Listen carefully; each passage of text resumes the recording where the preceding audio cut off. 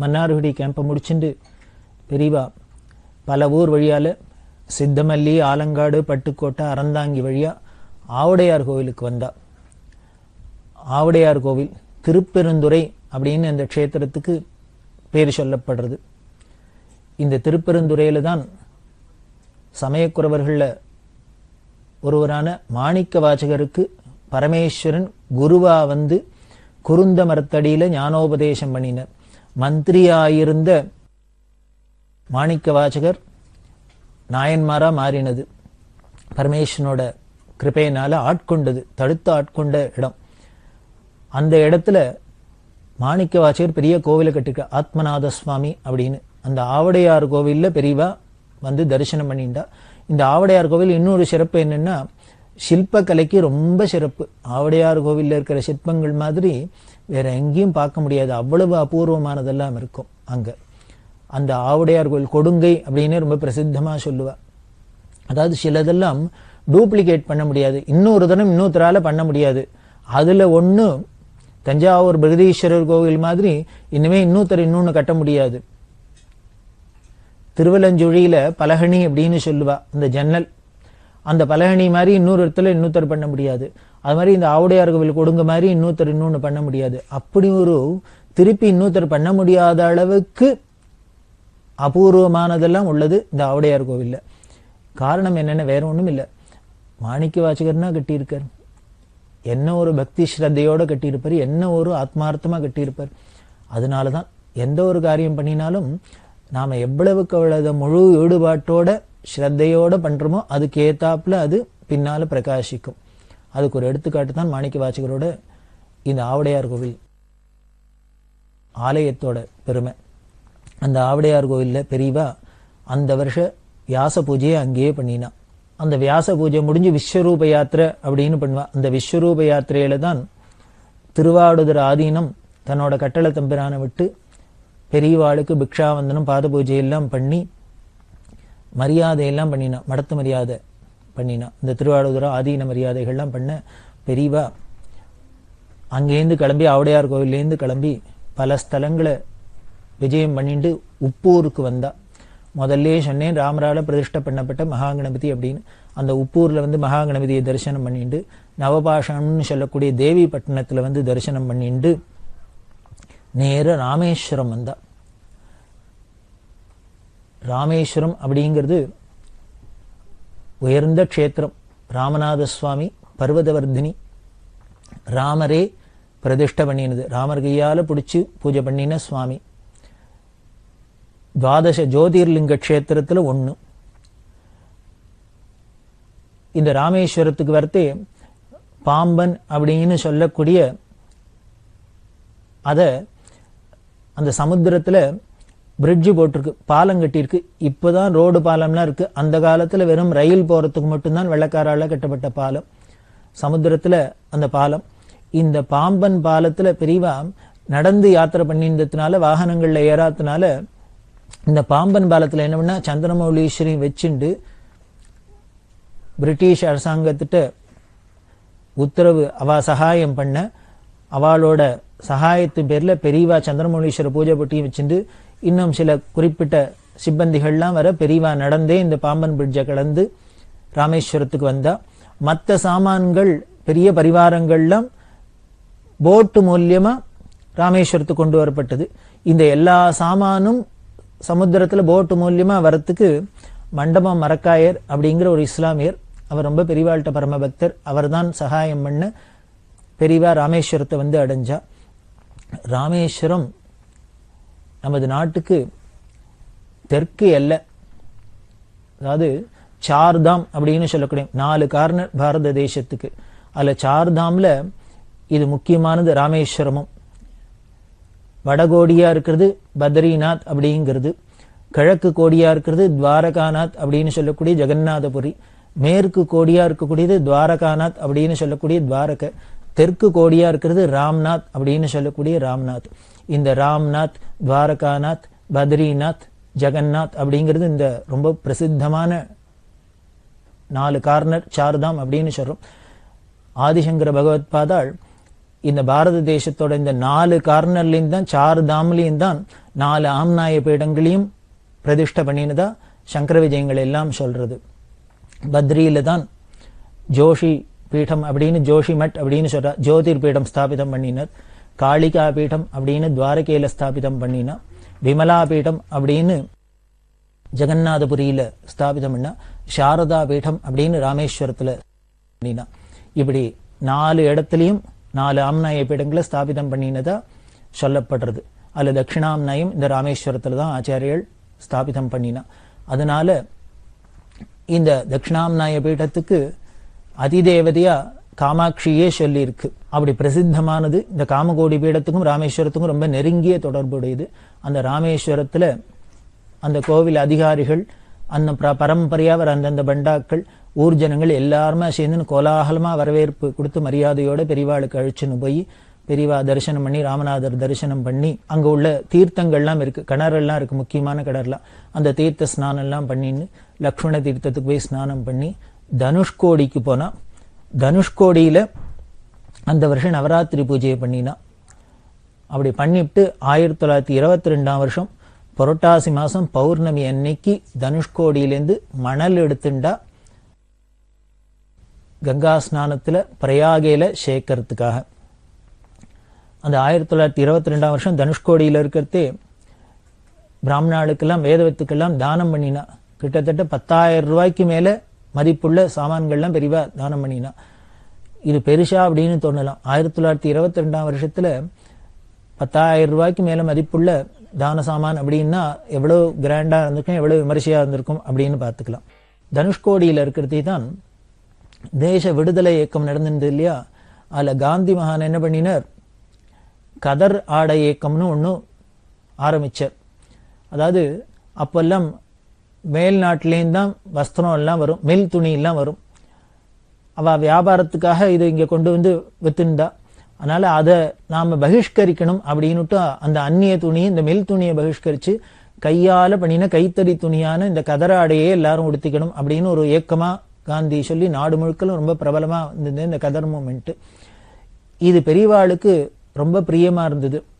அதனால பெரியவாளை என்ன பண்ணா, இந்த கதர் மூமெண்ட்ல நம்மளும் இதுக்கு ஒத்துழைக்கணும், காந்திக்கு ஆதரவு கொடுக்கணும் அப்படின்ட்டு இந்த தனுஷ்கோடியில இருக்கிறதை தான் மதுரையில சொல்லி 200க்கும் மேற்பட்ட கதர் வேஷ்டியெல்லாம் வாங்கிட்டு சொல்லி உத்தரவு போட்டா. பெரியவா எல்லாரும் நாளைக்கு தனுஷ்கோடியில சமுத்திரத்துல போய் ஸ்நானம் பண்ணி நாம கட்டின்னு இருக்கிற எல்லாரும் இந்த மில் ஆடையெல்லாம் தூக்கி சமுத்திரத்துல தலையை சுக்கி எரிஞ்சுட்டு இப்படி வாங்கிட்டு வந்திருக்கிற கதர் ஆடையை எல்லாரும் உடுத்திக்கணும், இதை சங்கல்பமா எடுத்துன்னு எல்லாரும் இத கதர் ஆடையை சுவீகரிச்சுக்கணும் அப்படின்னு பண்ணினா.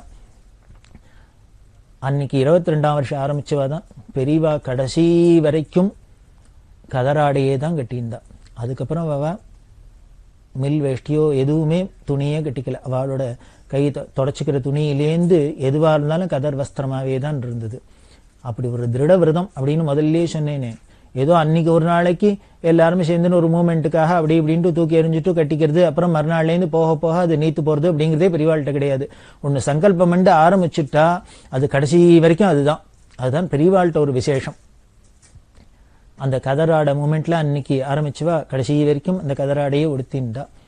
அதுல இன்னொரு விசேஷம் என்ன அப்படின்னா, அஹிம்சா மூர்த்தின்னு அஹிம்சைக்கு பேர் போனவர் காந்தியை சொல்றோம்.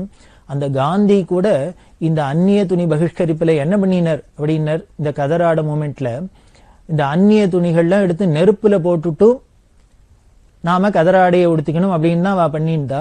ஆனா பெரியவா என்ன பண்ணினா, அத்தனையும் தாங்க கட்டின இந்த அந்நிய துணிகள்லாம் சுத்தி சமுத்திரத்துல போட்டா. அதுக்கு பெரியவா பின்னால சொல்றா, காந்தி என்னமோ நெருப்புல போட்டுட்டு துணிய கதராடையை எடுத்துக்கணும்னார்.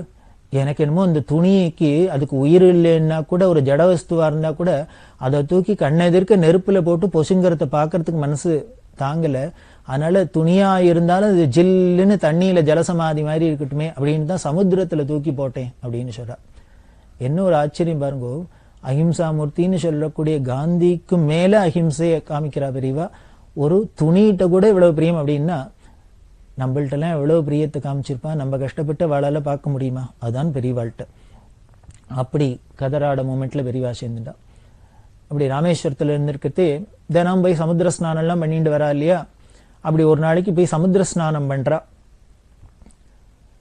பண்ணிட்டு வரத்தே பார்த்தா இந்த யாத்திரை ஸ்தலங்கள்லாம் ஒரே நிறைய பிச்சைக்காராச்சக்காரெல்லாம் ஜாஸ்தி இருப்பா. அதுல பல பேர்லாம் சூழ்ந்துட்டு வரா, தொடர்ந்து பின்னாலேயே வரா. இந்த பெரியவா போறதே பெரியவாளோட பல பேர் தரிசனத்துக்கு போறவா, எல்லாரும் பெரிய மனுஷா எல்லாரும் போயிட்டு இருக்கா இல்லையா, எல்லாரும் கூட போறவா. இந்த பிச்சைக்காரெல்லாம் பார்த்தோம்னா அவளுக்கு முடிஞ்சது ஏதோ கையில இருந்த காசையோ துணியோ கணியோ என்னமோ போட்டுட்டே வந்தா.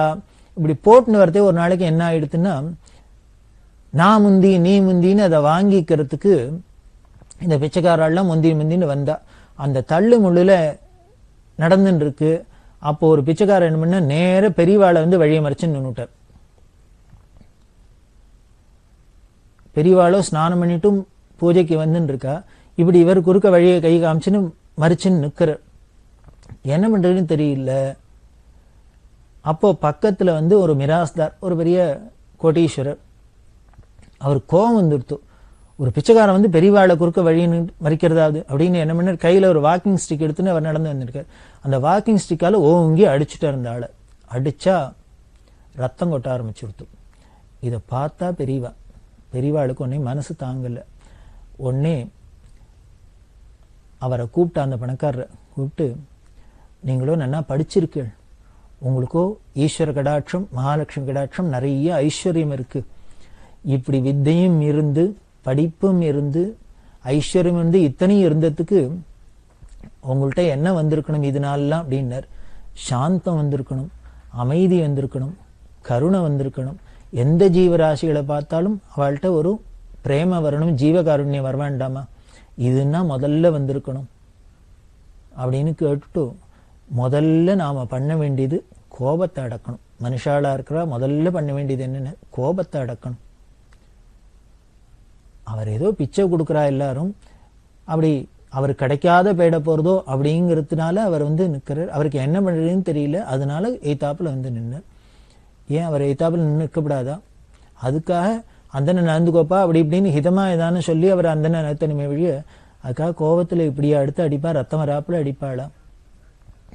அப்படிலாம் அவருக்கு உபதேசம் பண்ணிட்டு உடனே என்ன பண்ணா, மடத்து நிர்வாகிகளை கூப்பிட்டு, இவரை பக்கத்துல எங்க ஆஸ்பத்திரி இருக்கு உடனே அழிச்சுன்னு போய் அவருக்கு வைத்திய சிகிச்சை பண்ணி அவருக்கு என்னென்ன பண்ணணுமோ பண்ணு அப்படின்னு சொன்னோம். இத பார்த்தார் அந்த மிராஸ்தார். அவருக்கு ரொம்ப மனசு தாங்கல. உடனே முன்னாடி அழுதுண்டே பெரியவாள்கிட்ட விழுந்து நமஸ்காரம் பண்ணி சொன்னார், எனக்கு வயசாயிடுத்து, எல்லாம் இருக்கு, ஆனா இது புரியல, நான் அவசரப்பட்டுட்டேன், தப்பு பண்ணிட்டேன், பெரியவாளால நான் திருந்துட்டேன், இன்னுமே கோபத்தை நான் கண்ட்ரோல் பண்றேன், கோபத்தை அடக்கிறேன், எல்லாத்தையும் அன்பா இருக்க கத்துக்கிறேன் அப்படின்னு அவர் பிரார்த்தனை பண்ணிட்டு பெரியவா அனுகிரகம் பண்ணும் அப்படின்னு. அந்த பெரியவா அனுகிரகம் பண்ணாத இருப்பாளா? பெரியவா அனுகிரகம் பண்ணிட்டா. அனுகிரகம் பண்ணினாங்கிறதுக்கு என்ன சாட்சி அப்படின்னு, அன்னைக்கு அந்த பிச்சைக்காரனை அடிச்சுதான் அவர் கடைசியா கோபப்பட்டு பண்ணினது. அதுக்கப்புறம் அவர் படிப்படியா தன்னோட வாழ்க்கையில தன்னோட கோபத்தெல்லாம் அடக்கி பரமசாந்தமாயி தெளிஞ்சு ஞானியாயிருந்து பிற்காலத்துல தன்னோட கடைசி காலத்துல சந்நியாசாசிரமம் வாய்ந்து முக்தி அடைஞ்சதா அவரோட கதை சொல்றது. அப்படின்னா என்ன ஒரு ஆச்சரியம் பாருங்க.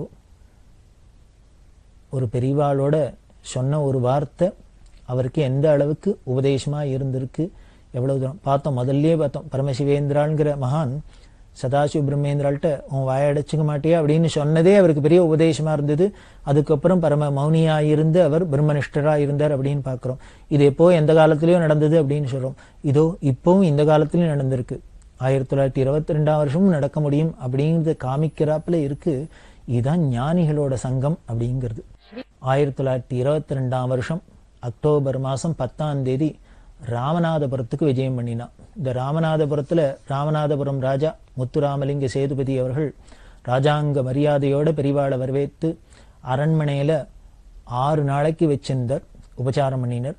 அங்கேயே சந்திரமௌலீஸ்வரர் பூஜை எல்லாம் பண்ண பெரியவா விக்ஷாவந்தனம் பாத பூஜை எல்லாத்தையும் ஏத்துண்டு அந்த ஜனங்களுக்கெல்லாம் அனுகிரகம் பண்ண. அடுத்தது மானாமதுரைக்கு வந்தா. மானாமதுரை வழியால சிவகங்கைக்கு வந்தா. சிவகங்கையில அந்த சிவகங்கை சமஸ்தானாதிபதி அவரோட வரவேற்புல பெரியவா அங்க 5 நாள் தங்கியிருந்தா. அவர் உபச்சாரம் பண்ண தேவர் ரொம்ப பெரியவாள்கிட்ட பிரியமா வச்சிருந்தார். வழக்கமா என்னென்ன ராஜாங்க மரியாதை எல்லாம் உண்டோ இந்த பீடத்துக்கு அவ என்னென்னலாம் பண்ணுவாளோ எல்லாம் பண்ண, அந்த ஊர் பொதுமக்கள்லாம் பிக்ஷ பாத பூஜை எல்லாம் பண்ண, பெரியவா சிவகங்கை விஜயத்தை முடிச்சுட்டு பாண்டி நாட்டு திருஸ்தலங்கள்லாம் தரிசனம் பண்ணணுங்கிறதுக்காக வந்தா. காளையார் கோவில் அப்படின்னு பெரிய க்ஷேத்திரம், அந்த காளையார் கோவில்ல தரிசனம் பண்ணிட்டா. சோமேஸ்வரர், இன்னும் சுந்தரேஸ்வரர் முதலான சுவாமிகள்லாம் தரிசனம் பண்ணிட்டு மாணிக்க வாசகரோட அவதார ஸ்தலம் திருவாதவூர் அப்படின்னு பேரு. அந்த திருவாதவூருக்கு பெரியவா விஜயம் பண்ணினா. இந்த திருவாதவூர்ல இருக்கிறதே சிவகங்கை சமஸ்தானத்தை சேர்ந்தவாழ்லாம் தக்க ஏற்பாடெல்லாம் பண்ண திருவாதவூர்ல தரிசனம் பண்ணிட்டா.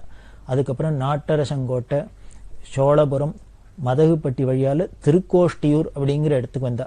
இது ஒரு பெரிய வைஷ்ணவ திவ்ய தேசம். சுவாமி சௌமிய நாராயண பெருமாள் அப்படின்னு இந்த சௌமிய நாராயணரை தரிசனம் பண்ணிட்டு அங்க பிராகாரத்துல ஒரு சிவலிங்கம் இருக்கு, சரபேஸ்வரர் அப்படின்னு. பெருமாள் கோவில்ல இருக்கிற பிரசித்தமான சிவலிங்கம் இவர். அந்த பரமேஸ்வரனை தரிசனம் பண்ணிட்டா. அதுக்கப்புறம் திருப்பத்தூருக்கு விஜயம் பண்ணினா.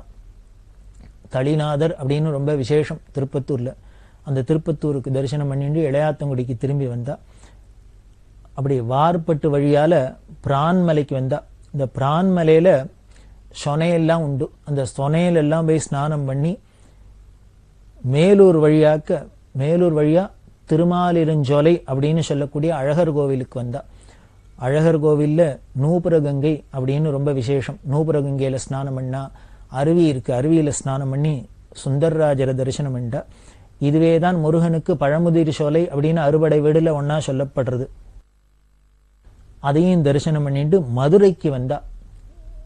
1922 வருஷம் நவம்பர் மாசம் 12ஆம் தேதி மதுரை விஜயம். இந்த மதுரையில ரொம்ப பெரிய வரவேற்பு, ரொம்ப ஆயிரக்கணக்கான ஜனங்கள். இல்ல ஒரு மாசம் போல மதுரையில இருந்தா பெரியவா. அந்த மதுரையில இருந்த ஒரு மாசமும் எப்படி இருந்தது அப்படின்னார், மதுரையே கோலாகலமா இருந்தது. அப்படி இருக்க மீனாட்சி, சுந்தரேஸ்வரர் எல்லாரையும் தரிசனம் பண்ணிட்டு தாமிரபரணி தீரத்துக்கு பெரியவா விஜயம் பண்ணினா. திருநெல்வேலி ஜில்லாக்கு பெரியவா விஜயம் பண்றா. இவா திருமங்கலத்துல புறப்பட்ட பெரியவா வாத்திராயிருப்பு வழியால ஸ்ரீவில்லிபுத்தூர் வந்தா. ஸ்ரீவில்லிபுத்தூருங்கிறது வைஷ்ணவ திவ்ய தேசங்கள்ல ரொம்ப முக்கியமானது. ஆண்டாளோட அவதார ஸ்தலம். பெரியாழ்வார் அங்கதான் இருந்தார். அந்த ஸ்ரீவில்லிபுத்தூர்ல தான் அதையே ஆயர் பாடியா பாவிச்சு ஆண்டாள் திருப்பாவி பாடினதெல்லாம் எல்லாம் இந்த ஸ்ரீவில்லிபுத்தூர்ல தான்.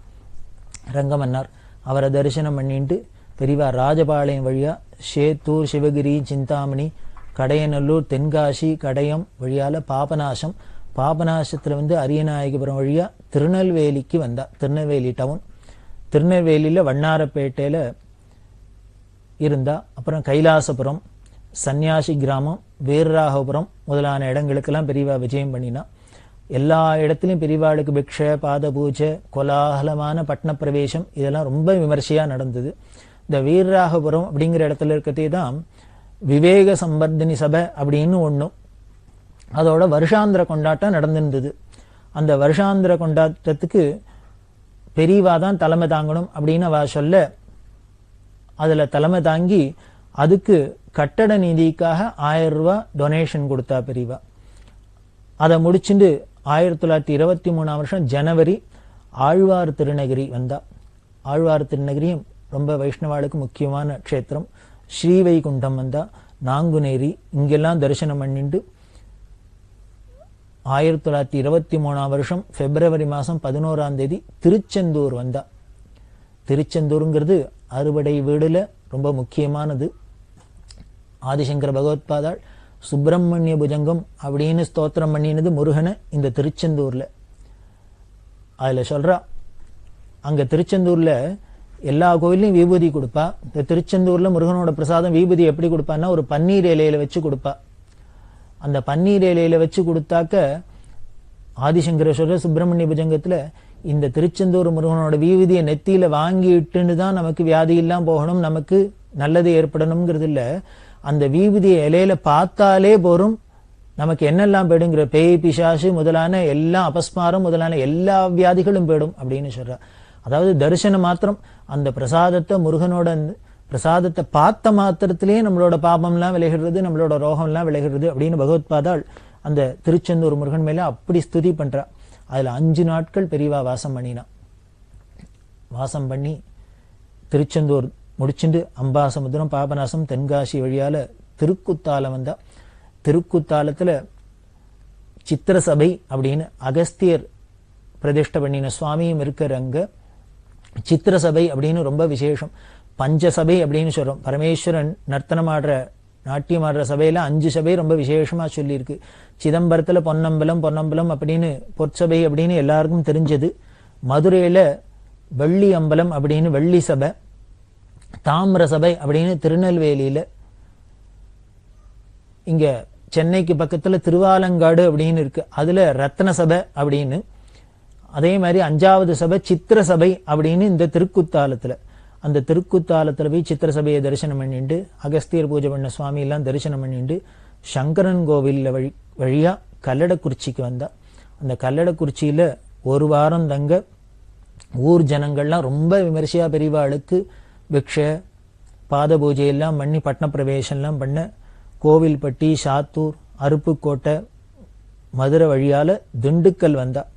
திண்டுக்கல்ல 3 நாள் வாசம். அதுக்கப்புறம் சிறுமலைன்னு பக்கத்துல ஒண்ணு இருக்கு. அந்த சிறுமலையில போனாக்க கொஞ்சம் மலை மேலே ஏறி போகணும். அந்த சிறுமலையில போய் எந்த ஒரு பரிவார ஜனங்கள்லாம் இல்லாத ஒருத்தர் 2 பேரோட பெரியவா போய் அங்க மலை மேல ஒரு பர்ணசாலையை அமைச்சுண்டு அங்க ஏகாந்தமா தபஸ் பண்ணியிருந்தா. ரொம்ப அமானுஷ்யமான இடம். அந்த இடத்துல தபஸ் பண்றது பண்ணிட்டு இருக்கிறது. அதுக்கு உண்டான தக்க பந்தோஸ்தெல்லாம் கன்னிவாடி ஜமீன்தார் அப்படிங்கிறவர் செஞ்சு கொடுத்தார். அதுக்கப்புறம் அங்கேருந்து பழனி வந்து தரிசனம் பண்ணா. அறுபடை வீட்டுல முக்கியமானது பழனி. அங்கேருந்து திருமயத்தில் இருக்கிறதே தான் தீனா முத்தையா செட்டியார் அப்படிங்கிற ஒரு பக்தர் பெரியவா பூஜை பண்ணணுங்கிறதுக்காக தங்கத்தால தாம்பாளம் பண்ணி கொடுத்தார். இன்னைக்கும் மடத்துல இருக்கு தங்கத்தாம்பாளம். சந்திரமௌலீஸ்வருக்கு பூஜை பண்றதுக்கு புஷ்பம் வச்சுட்டு அம்பாளுக்கு குங்குமம் வச்சுன்னு பூஜை பண்ணணும் அப்படிங்கிறதுக்காக இந்த முத்தையா செட்டியார் தங்கத்தாம்பாளம் பெரியவாளுக்கு காணிக்க கொடுத்தார்.